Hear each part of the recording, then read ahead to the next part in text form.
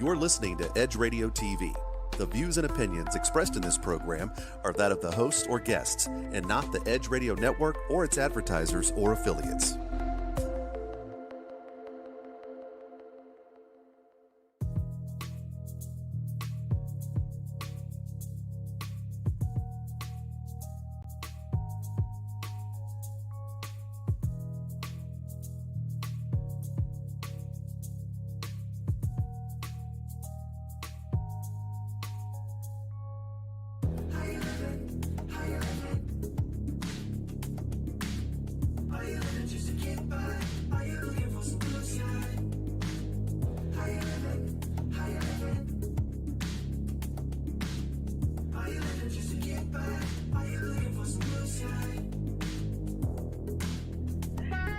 And welcome to How You Livin on Edge Radio Network. So today, Kiva Davis, we have a special guest, Mr. Oscar Hines. Poor Robin, she's at home not feeling so well. Hope you feel better, Robin. Yes, we're going to send her some loving, healing thoughts. I know she's listening with some chicken soup or some derivative thereof. some vegan soup. Some you endure tea. Exactly. So get better soon. Yes. Well, we miss you, Rob. But you know, it's also cool to be able to hang out with the amazing Dr. Kiva Davis.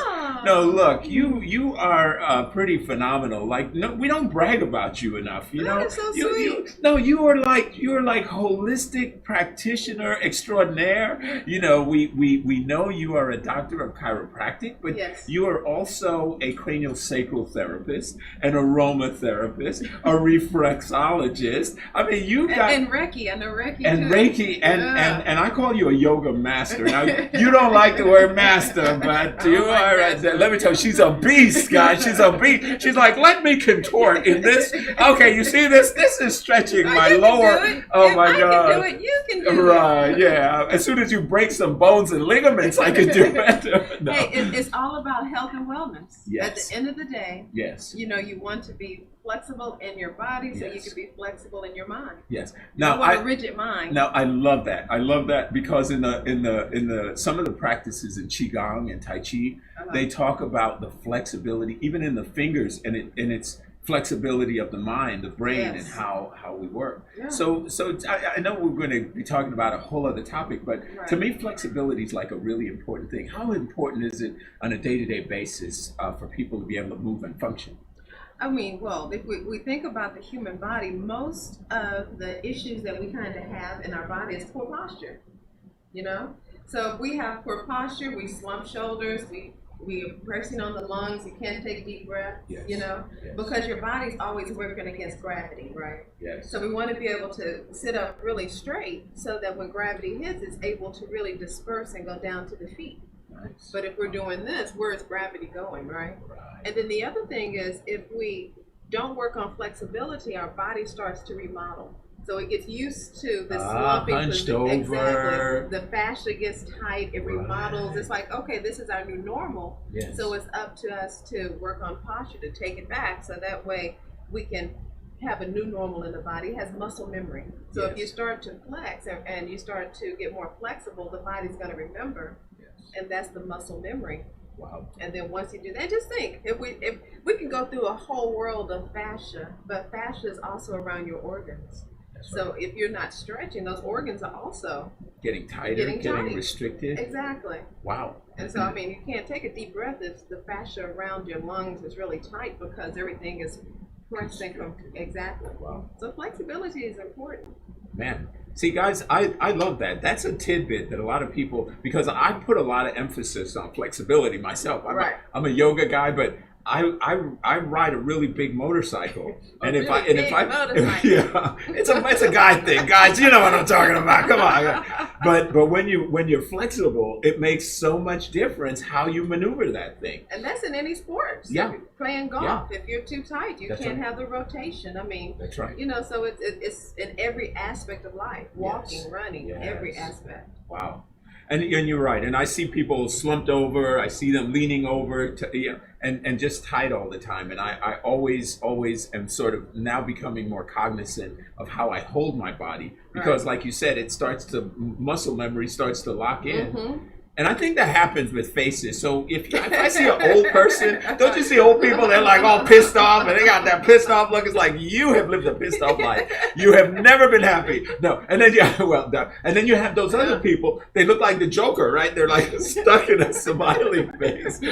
So, so I do. I think we show who we are by our facial expressions over a period of years, and maybe it just locks into that. It does. And you know what's interesting? So speaking on health and being locked in, you know, as being in America, and especially being Black, Hispanic, or in a diverse community, we have a lot to be stressed about. So we might always have a sour look on our face, right? Well, I hope not. You know, and so even when we think about medicine, how sometimes there's bias in how we're treated in medicine. Yes. Even, you know, so yeah, you have your flexibility, you work for yourself, right, but sometimes you need to go to a doctor. That's right. And you want to know that that doctor is doing everything that they need to do for you, and not looking at you as a racial group and thinking that they needed to work on you a certain type of way. Right. Yeah. Right. Well, the scary thing is that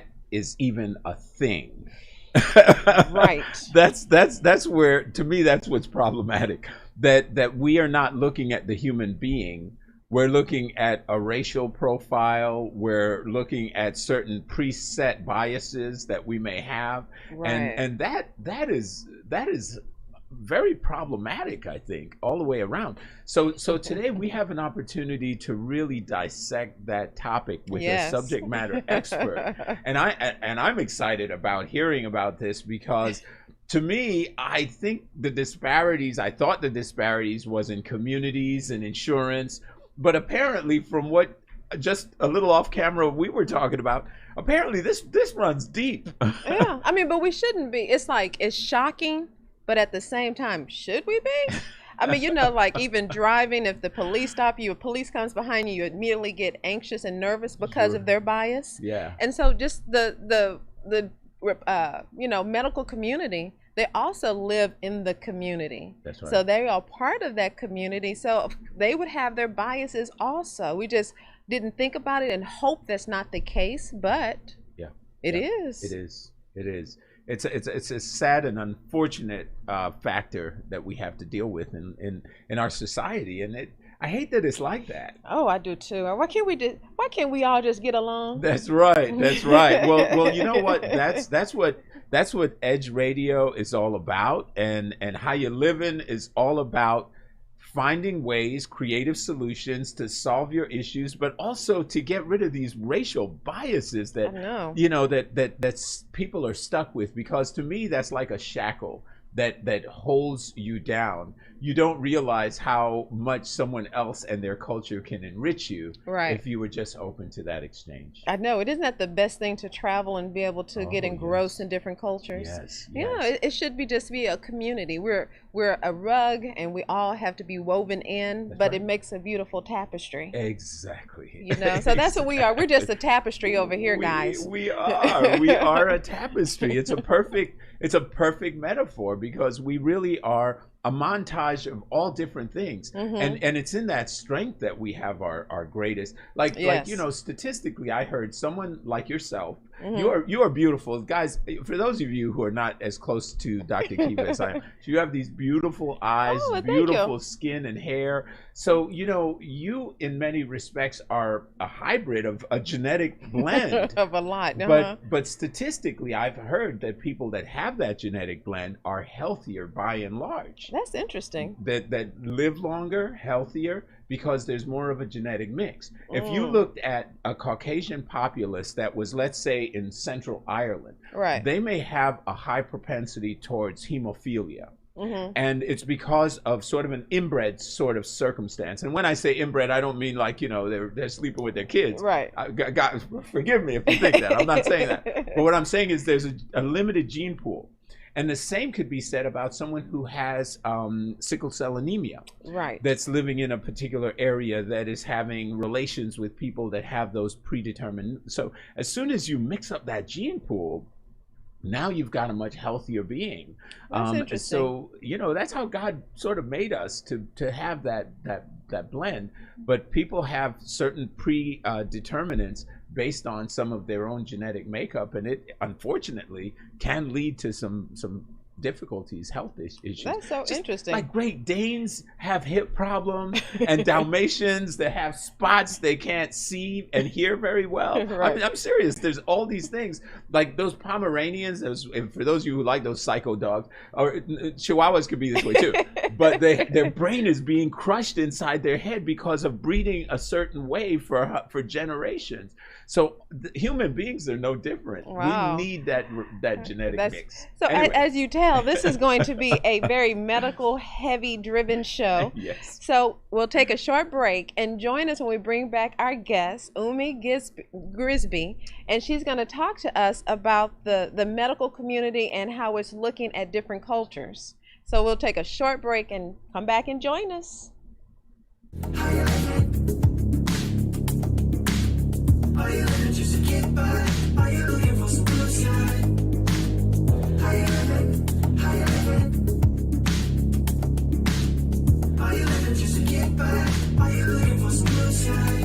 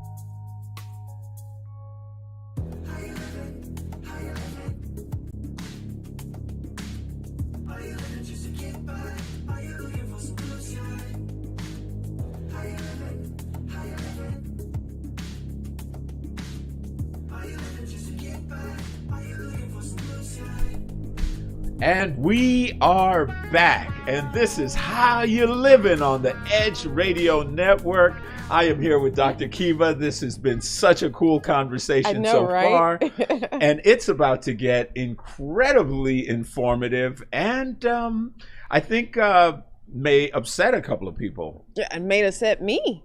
Yes. Yeah. So you you are familiar with what this is all about, and we have Miss Umi, right, that's going to Yes. be joining us. Mm-hmm. I'll let you introduce her. Can you hear us? Hi. Hey. Hi, how are you? Can you hear me? You can. Thank you for Yes. coming on the show. Of course. Thank you for having me. So, Wow. could you tell us a little bit about yourself?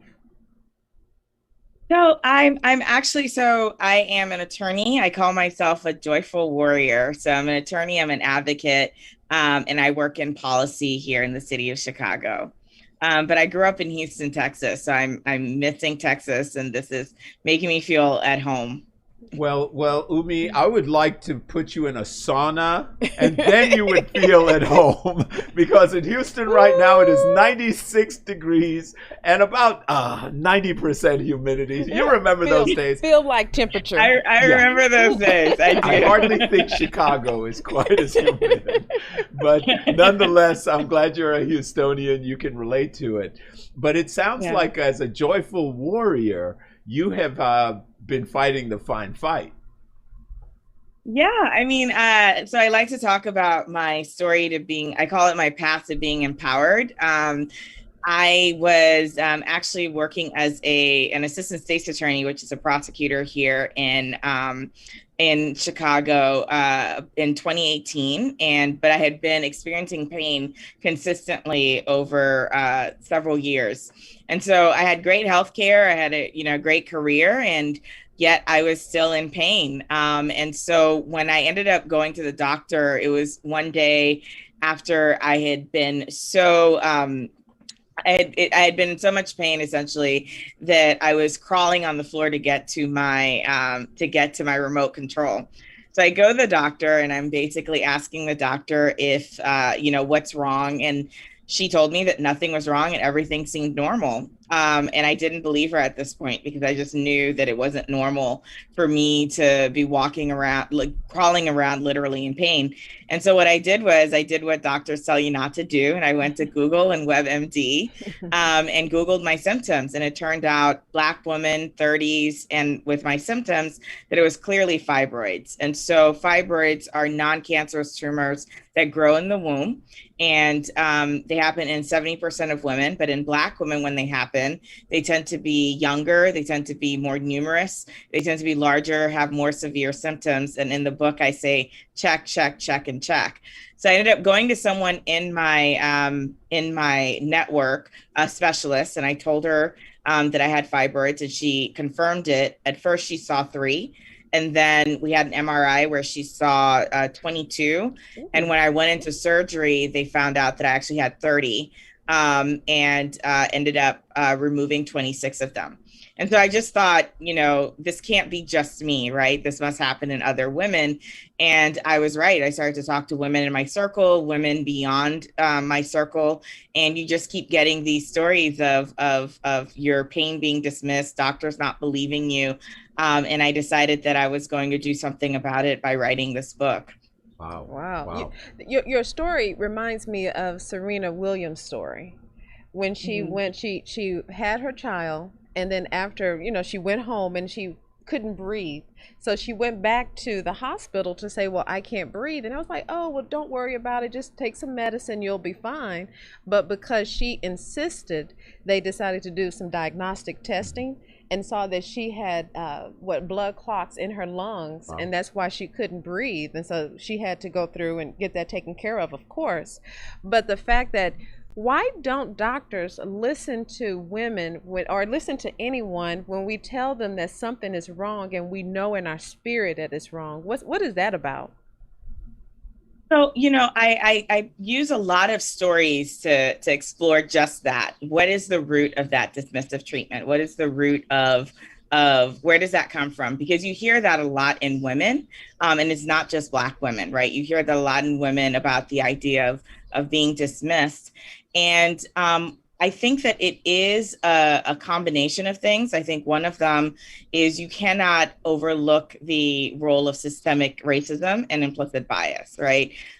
Everyone has a bias of some sort that they carry with them. But the difference is when it's in the medical community, If those biases impact the kind of care you give, then that's when it gets dangerous. So when you think about in the context of, you know, look at the fact that in 2016, there was a study where they found 40% of medical residents believed that Black people had thicker skin, making them more impervious to pain than white people. Wow. And so when you These start are thinking medical about that, yes, and this is medical professionals that they were residents, and it was 40% of medical residents in the study that were surveyed that actually believed that Black people were more impervious to pain.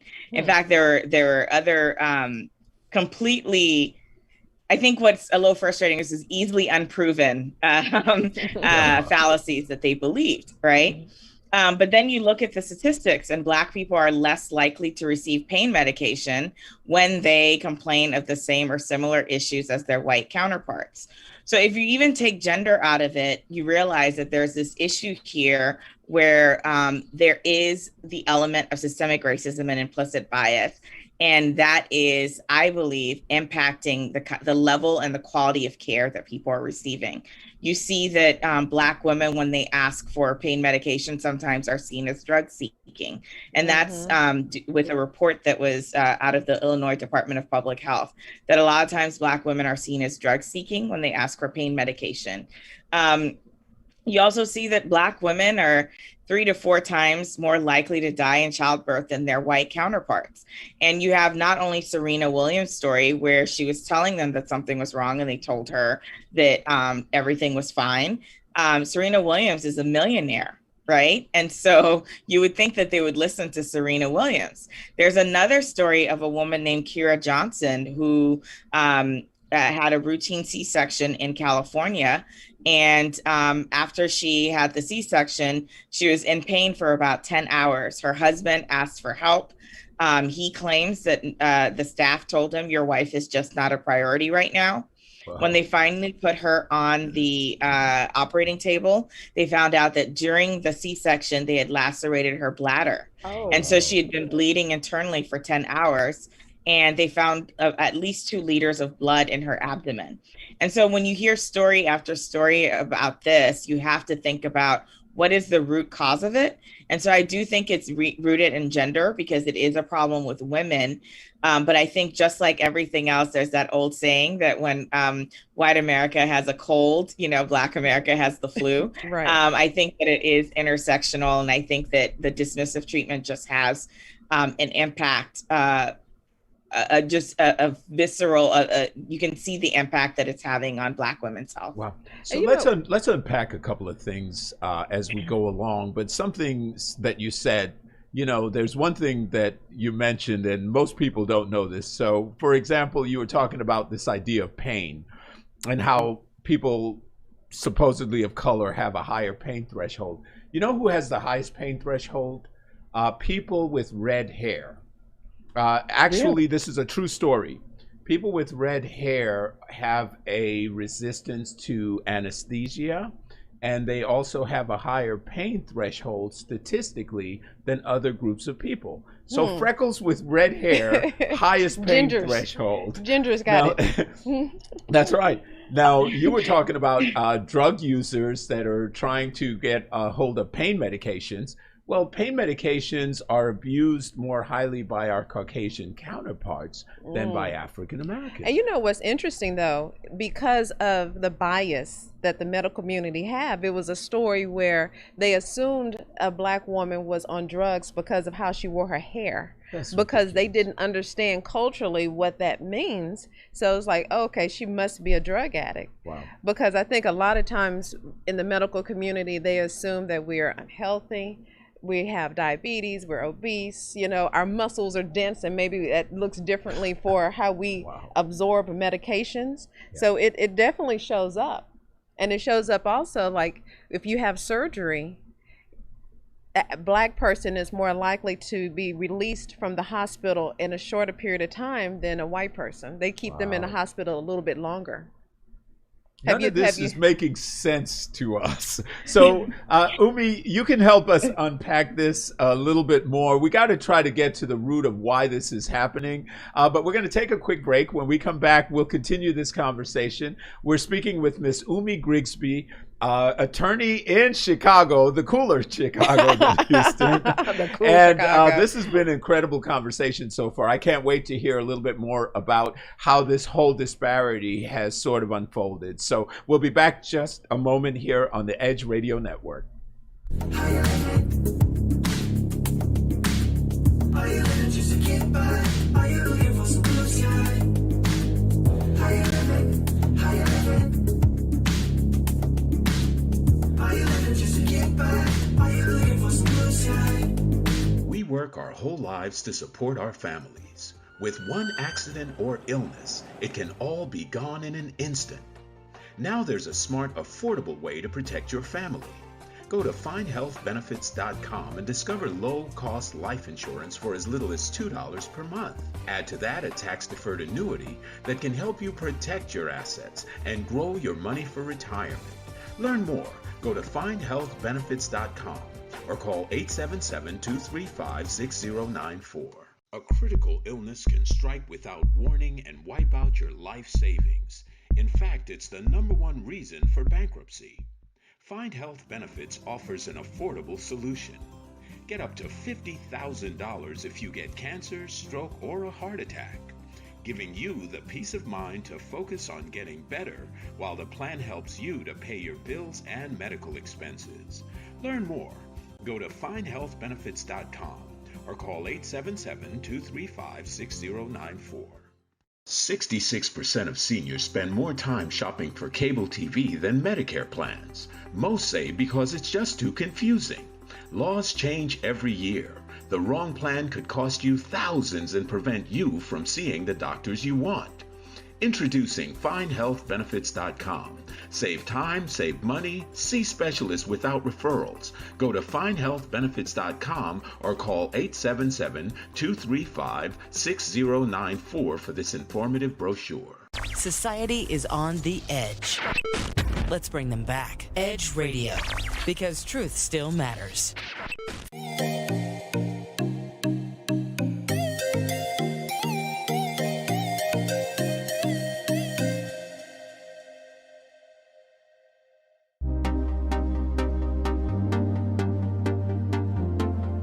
Hey y'all, I'm Robin B. And I'm Dr. Kiva. And we just want to know How you living? Join us every Monday At noon Central Standard Time. here on Edge Radio TV. Take care. When people stop talking to each other, society is on the edge. Let's bring them back. Edge Radio, because truth still matters.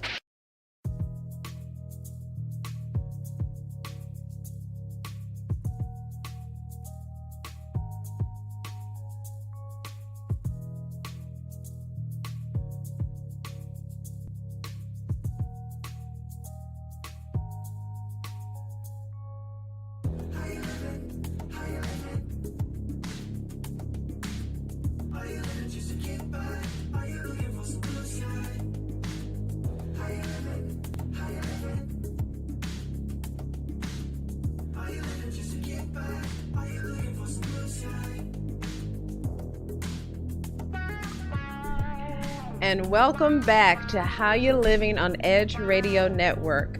So today we are talking with Umi Grigsby, and we're talking about the medical community and how they view people of color. And you know what's interesting, Uma, is that it doesn't matter sometimes about where you are as far as money, because money, education, you can be the same as your white counterpart and they still see you as someone who maybe doesn't need the medicine, or they treat you differently. So what are your thoughts on, you know, we talk so much about high rates of death, right? So it's murder or suicide. It could even be like cancer, diabetes. And so if you have these high rates of cancer, but you're not getting the medicine, is it really true that you're dying because of cancer or lack of treatment? Have you noticed that in any of your research? Yeah, I mean, so I think people talk a lot, and one of the chapters I talk about is from the perspective of a Black woman who is a healthcare provider like yourself. And she talks, and in that I talk about what a lot of Black healthcare professionals say that they overhear from their white counterparts, which is sort of putting the blame back on people of color, right? Well, she's not listening, or she's not, or it's because of the diabetes, it's because of pre-existing conditions, it's because of a lack of insurance, it's because of all these other things that, people of color aren't doing. But then let's go back and think about why in some areas we don't have access to those things, right? So for example, if we use Chicago and we talk about redlining, where by design, by policy design, we've cut off certain areas from access to fresh vegetables, fresh produce, transportation, green space. And all of those, when you don't have access to that, that contributes to some of the factors that can lead to things like diabetes, hypertension, cancer, and a lot of these other things that you talked about. But then afterwards, when you're going in to get care, and you already have to muster up the courage to go in. Somebody I talk about in the book said that before she goes in to speak to the doctor, she makes a list of all of the questions. She tries to be very nice to her doctor because she thinks if her doctor likes her, then her doctor will be nicer to her. So you're already dreading going to the doctor, and then you go to the doctor and you have this kind of experience. So then how does that impact how willing you are to go to the doctor, how willing you are to share what's going on with you, and how willing you are to enter into this partnership with a doctor who can really give you the advice you need to get better. And so I think that's why I want to talk about this dismissive care, is because people are also making decisions about their health when they experience dismissive care, because it doesn't make them want to go to the doctor. And not only that, there are some things that we don't know. Like take, for example, Chadwick Boseman. There are certain forms of cancer that we've been taught we shouldn't worry about it until we're 40 or 45 or 50, right? But now they're finding out that these things happen earlier when it manifests in Black people. So whether it's breast cancer, whether it's colon cancer, all of those things we have to start testing for earlier as Black people. And if doctors aren't aware of those differences, if doctors aren't communicating that to us, if doctors are assuming that when we don't understand something, or they're not, expressing it to us in a way that we understand, and we're not acting on it, that's somehow something wrong with us, then that's something we have to address. That's so interesting, because I've noticed as a chiropractor, when I'm talking to some of my patients, they'll ask me questions that I'm like, well, didn't your ortho tell you that question? And then I have to sit and explain it to them, but they feel comfortable enough to say, well, why is this? Right. And so it's I see it all the time I don't know if it's almost like people are afraid to ask the doctor the questions. But is there a case of people that say, well, I'm comfortable with you, you're a melanated woman, I didn't want him to think I was dumb? I think because so. I'm sitting there and I don't want him thinking less of me. Yeah, and I want to create an environment where ask me anything. If I don't know, I'm going to find out. Correct. But so they ask me, and I have to explain everything to them. And by the time they've seen me, they've already probably had surgery and the whole nine before they come to me. Wow. And I'm just like, we don't have a voice sometimes, or I don't know, I hate to say it, that slave kind of still thinking they don't feel comfortable enough to speak to the person who has the power, I guess. Right. Well, so Umi, let me ask you this in relation to what Dr. Kiva is saying. Is there a difference based on your research with Black physicians versus white physicians, and the level of communication, the standard of care, and this dismissiveness that you're talking about? Yeah, there are studies that show that when you are taken care of by a doctor who looks like you, that your outcomes are better. And that's clear, in the research. That's not, me saying that. There's research that indicates that when Black patients are taken care of by, Black doctors, that they have better health outcomes. But then how can you have that if right now only about 5% of doctors, of active practitioners who identify as Black, there's only 5% of them, right? And if you're a Black woman, you're looking for another Black woman, that's only 2% of doctors that are working right now. And so even if that is the case, the problem now is there aren't enough for every person to feel that they can be taken care of by someone who looks like them. And I think that there's another thing to be said. There is a lot of historic examples of mistreatment. When we talk about some of these things that people think, you can go back to Dr. Marion Sims, who's the father of obstetrics and gynecology, who conducted experiments on Black women. And a lot of these sort of experiments, they people start to believe them the more you say things, right? And so then you have something in 2016 with people saying, oh, well, maybe Black people have a higher tolerance for pain. Or you think about Tuskegee and you think about the fact that the US government actually, did not tell these Black men that they were not being treated for syphilis over the course of about 40 years. So of course, you're going to be, if you know about this and you're affected by this historical trauma, is going to impact how you interact with a medical professional. A total distrust. Yeah. And that even goes into COVID, how it affected the non-white community a lot differently, going back to poor immune system, not having good health care in the community, and then we had this high rate of death. Then we turn around and say, okay, now let's do a vaccine.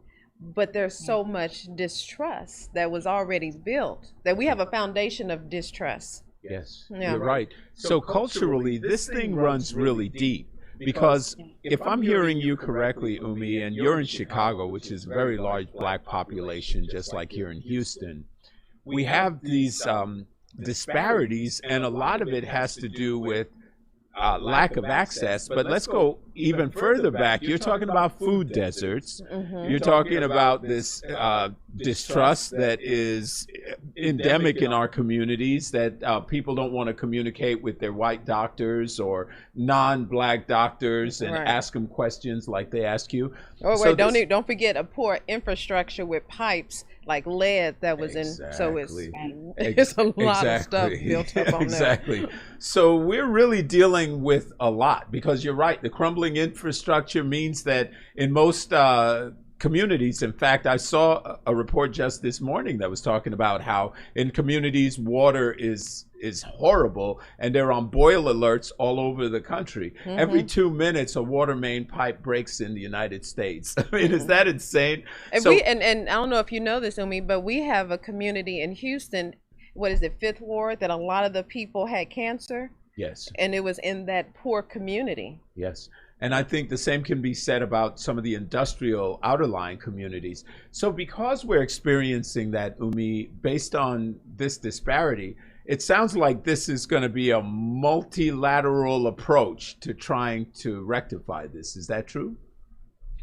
Yes, I think so. I think everyone needs to figure out what their part is in fighting this, right? And so there's something that I say in there that, tap into your community. So that community involves not only your healthcare provider, right? And being able, because I honestly do not believe that anybody would go to school for as many years as you have to go to school to be a healthcare practitioner. It's very hard to go into that and to be a provider, especially during this time. We know a lot of our first responders were negatively impacted by COVID. And so I do think that, there's good intentions. And so there's a role to play there, right? And maybe some people don't see it. And it's very hard for some people to hear when they hear about the implicit bias and the experiences of other people. There's a knee-jerk reaction to be like, well, that's not me. That doesn't apply to me. But we all have a role to play. So, for example, if I'm there and I hear someone say, oh, you're an attorney, I'm going to pay more attention to you. Like somebody in this book who said that, there was a doctor that was like, usually if someone, like you comes in complaining about some of these things, I would just tell them, maybe you're just tired, maybe you're just overworked, but I see you're a lawyer and I see that, you're ambitious. So I know you're not making this up.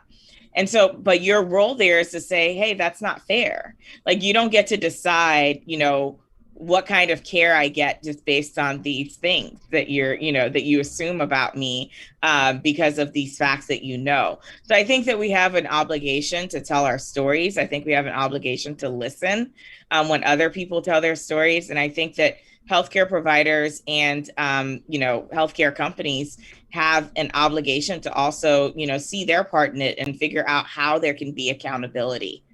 Wow. I think government also needs to step in and make sure that this isn't happening, because if you look at the context of COVID, we needed people to be able to trust the government, and we needed people to be able to trust healthcare providers. And I can't help but wonder if the reason that we have these vaccine disparities, and in Chicago is 68% of people in the beginning, on the onset of the pandemic, who are dying of COVID or contracting COVID were Black, and Black people only make up 30% of the population here.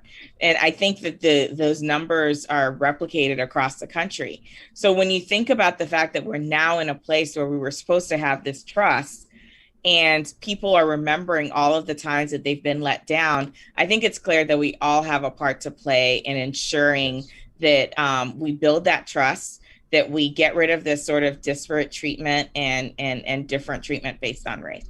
Yes. That's we're going to take a little short break, but when we come back, let's talk about how technology and the medical community could also have that bias when we look at technology.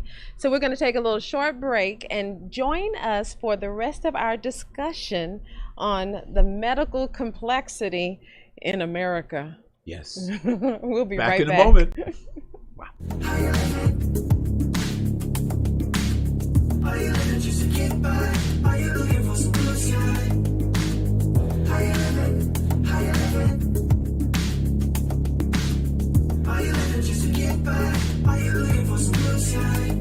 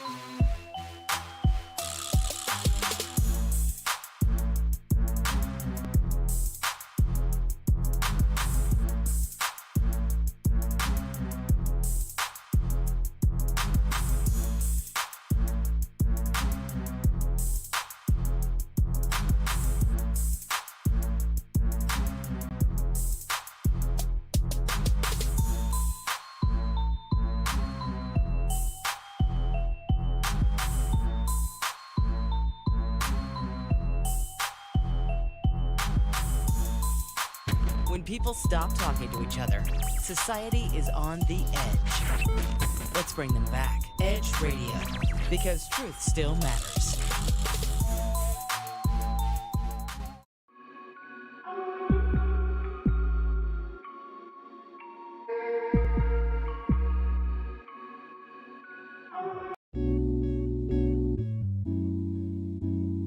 Aren't you tired of not getting what you want in bed?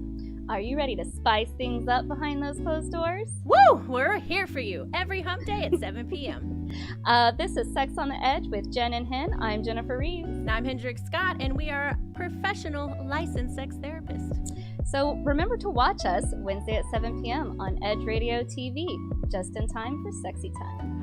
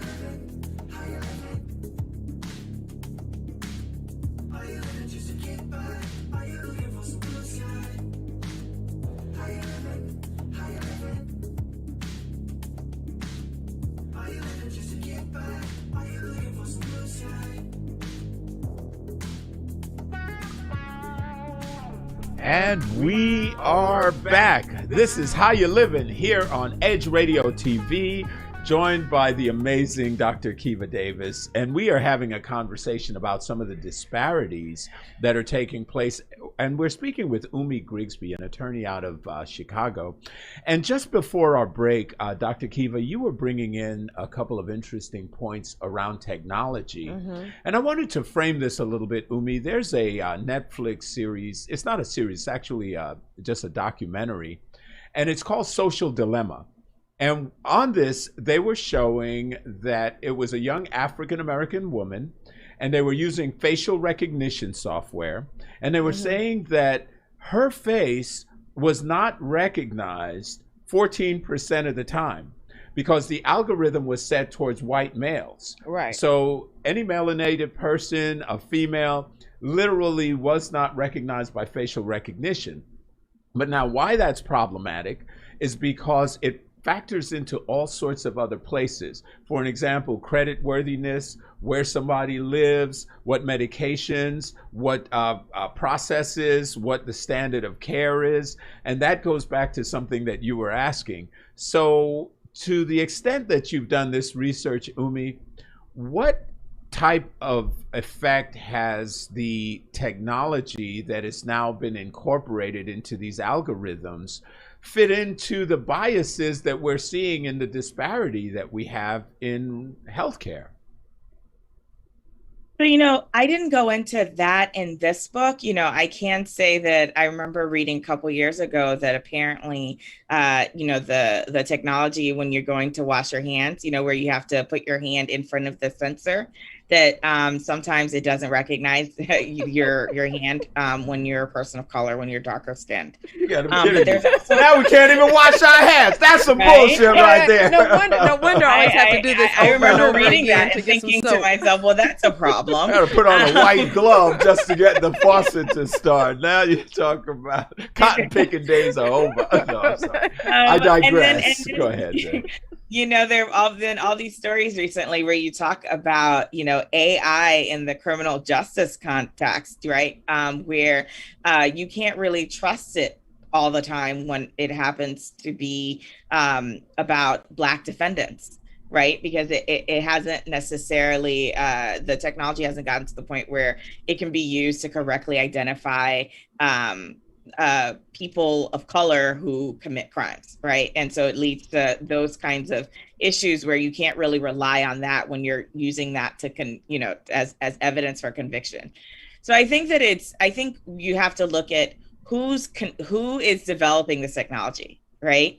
Because people will develop technology, and people will do work from their lens, from their perspective. Right. And so if the person who is developing the technology is not a person of color, then they don't think about things like that. It reminds me of a story somebody told when I was talking to a Black doctor, and they were saying how, for example, one of the tests, I think, in babies is whether or not the baby's lips turn blue. Mm-hmm. Well, if the baby is an African-American baby, is that going to be as obvious if the lips if their lips are turning blue, right? And so I think that we need to start thinking about, culturally competent care and looking at factors that actually speak to the individual nature of all of us and the diverse nature of all of us. And that means that we need more people of color developing technology, more people of color testing technology, more people of color, basically at all levels, because that's how you actually have tech that works, that is inclusive, and that, is accessible. Well, it's interesting because under President Biden, the CDC is now saying that it's a problem, that racial disparity in medicine is a problem. Have you noticed any policies that they're going along with this? And what group are they looking at? Is it just looking at poverty levels, or is it looking at something grander that they're actually doing anything for with the CDC? Sorry. Oh, no problem. I am actually very encouraged by some of the policies that are being considered around the country, not only at the federal level, but also I think in different states. for example, in California, I talked about the Black maternal mortality rate and how Black women are 3 to 4 times more likely to die than their white counterparts. In Illinois, it's 6 times more likely. California has the lowest maternal mortality rate in the country, and yet Black women are still dying at 3 times the rate of the instances of implicit bias, right? There's a race commission essentially that's going to be providing advice. But then also I see legislation coming out about looking for things that, are prevalent within Black women, right? Like, for example, hypertension and diabetes, and thinking about that and educating people around that. I think that, Vice President Harris had that as part of her, her mandate. And I do think that with the CDC at least being willing to consider that racism is a public health crisis and being willing to acknowledge the role that systemic racism plays in this, I think that we're going to start getting a lot more attention to health equity in general. I know the American Medical Association is now also looking at an equity plan. So I think the good thing is that we're at a point where people are at least willing to acknowledge that this is a problem, and to start to look at it holistically. In my mind, I do think that there's a variety of issues. Like, it starts from underinsurance, right? But then we have to look deeper than just like, okay, we get everybody on insurance. You also have to figure out what the quality of care is, because if these disparities exist regardless of income level, education level, whether or not you have access to quality care or quality insurance, then it goes deeper, and you have to go at the root of systemic racism, which is, the implicit bias and making sure you have culturally competent care. Wow. I personally think they need to have some kind of class or in the curriculum at medical school on understanding different, ethnic groups. Yes. And being respectful to those. Because if your first thing is to do no harm, but you're not giving someone medicine, it kind of doesn't go hand in hand. Yeah, it makes no sense. And the fact of the matter is, I'm glad you were saying, Umi, that legislation is being passed, because if you look at 2050, 30 years from now, or 29, it's going to basically be a dominant melanated skin-colored nation by then. And if these biases have not been addressed, that means that disproportionately there is a growing number of people that are going to be dying or sick, or unfortunately the diagnosis may not be as good as that of their white counterparts. So in the few moments that we have remaining left, Umi, what can the average person do to address this issue? Because this is a real problem, and it's happening everywhere in the country. So I think that it's about accountability, and how do we make sure that we're holding people accountable? So, for example, one thing that I do is I go to a federally qualified health center. And the reason I go to a federally qualified health center, even though I have access to, Northwestern and all of these amazing, private institutions, I go to a federally qualified health center because these are community-based centers where their funding is tied to the quality of care that they give, right? They are governed by 51% of the people in the communities that they serve. And so a lot of their focus is on how do you give culturally competent care? And so for me, it's always been important to vote with my dollars. Like, I support Black-owned businesses, I support, how empowering women, I support empowering, marginalized people. And so for me, it's, if you are doing the work, if you are active in your community, if you are working on the implicit bias training, if you are telling me how you're going to address these disparities and acknowledging the disparities, then you get my support, right? But that's at kind of like the national level. But what can you do as a person when you go in and you see these things, or you have to talk to a doctor? You can say, listen, I understand that you're busy. I understand that you are the doctor. I respect your expertise. However, you're not addressing my problem. I came here because I'm in pain. You may not believe it. You may not think that pain is a lot, but I'm going through it. I'm experiencing it. I know my body, and I know that this is what's happening to me. And so I need you to work with me so that we can find the root cause of what's going on. And I think if more people start to advocate for themselves in that way, and if more people believe those people and provide them with the support, I think slowly but surely we will start to create a community of change makers. So I believe in the power of storytelling. I think that we should share our stories. I think we should affirm other people who share these stories of disparate treatment.